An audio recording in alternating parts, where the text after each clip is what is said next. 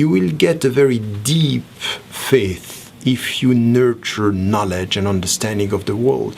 As it is said in the Quran, Siru fil ard, wanzuru is just go in the world and get the right knowledge. And the knowledge of the world is as important as the knowledge of the book, because the book is telling you about the world, and the world is giving you a deeper understanding of the revelation. So we have to promote science and technology and progress in all the way that are helping the human beings to live with their time and to live with the right understanding of the world. But there are conditions.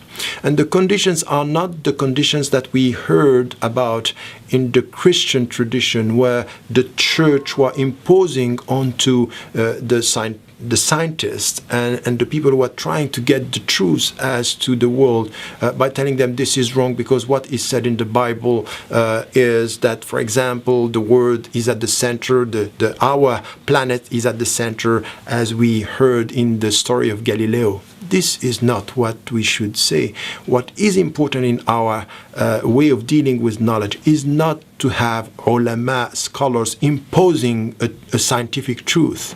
That's not our way of dealing with it. And the Quran is not a scientific book.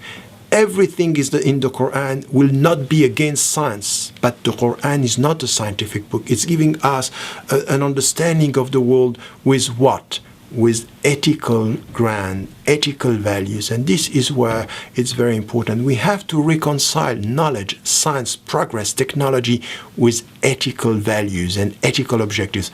Why do you want to know what you know? What are the purposes of your knowledge? And this is where ethics, it's important, because this is where we are promoting knowledge, but what we want is to come back to what the Prophet, peace be upon him, said, Allahumma nas'aluka ilman nafi'a. God, we are asking you useful knowledge. What is useful knowledge?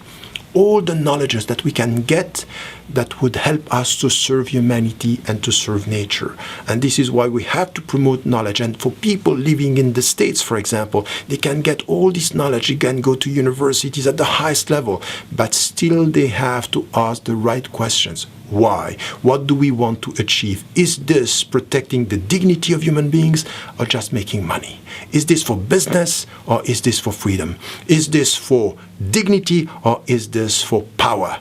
If it's for dignity, or if it is for justice, if it is for helping the people to have a better life, so we go for it. If it's only for the sake of money, for the sake of power, we resist it. And this is where the Muslims should be very instrumental, by asking the right ethical questions to the scientific world. Wallahu a'lam wa ala wa ahkam. Wassalamu alaikum wa rahmatullahi.